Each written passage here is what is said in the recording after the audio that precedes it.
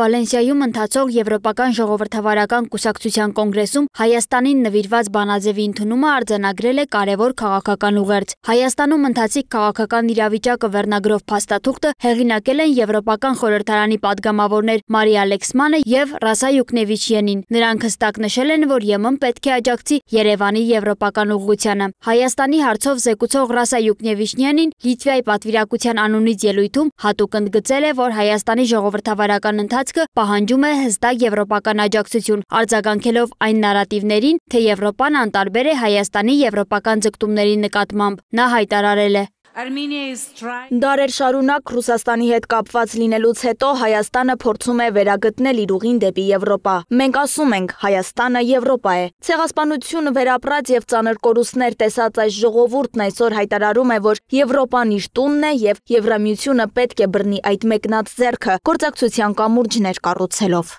Պատգամավորը նշել է, որ սա ռազմավարական հնարավորություն է ոչ միայն Հայաստանի, այլև ամբողջ Սևծովյան տարածաշրջանի եւ հենց Եվրամիության համար։ Եվրոպական խորհրդարանի պատգամավոր Հայաստանի հարցով զեկուցող Մարիամ Լեքսմանն էլ իր ելույթում հայտարարել է, որ Եվրամիությանն ինտեգրվելու նախաձեռնության գործում ԵԺԿ-ն ցանկանում է ակտիվ աջակցություն ցուցաբերել Հայաստանին։ Ըստ նրա, Եվրոպական ժողովրդավարական կուսակցությունը կանգնում է Հայաստանի կողքին նրա աշխարհաքաղաքական ուղղության այս պատմական շրջադարձի ընթացքում եւ պատրաստ է խթանել տնտեսական գործակցությունն ու բարեփոխումների գործընթացը։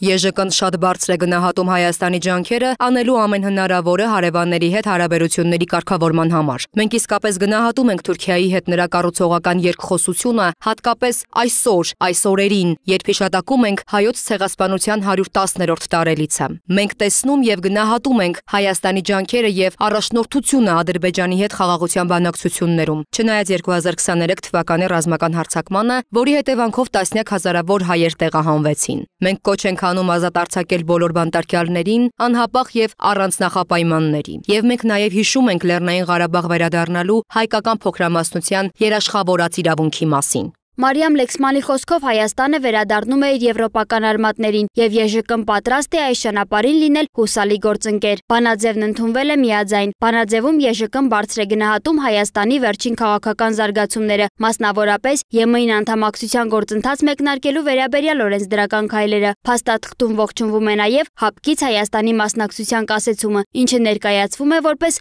աշխարհաքաղաքական ռազմավարության պատմական շրջադարձ։ ԵԺԿ-ն աջակցում է Հայաստանի ԵՏՄ-ից կախվածությունը նվազեցնելու եւ ԵՄ-ի հետ տնտեսական ու քաղաքական ինտեգրումը խորացնելու ջանքերին։ Կոնգրեսը վերահաստատել է իր աջակցությունը Հայաստանում ԵՄ քաղաքացիական առաքելությանը, նաեւ ողջունել է վիզաների ազատականացման երկխոսության մեկնարկը, որպես Հայաստանի զարգացման եւ տարածաշրջանային գործակցության խթան ընդգծվել է նաեւ խաղաղության խաչմերուկ նախագիծը։ Սոնա Գիշյան, Free News, Ազատ լուրեր։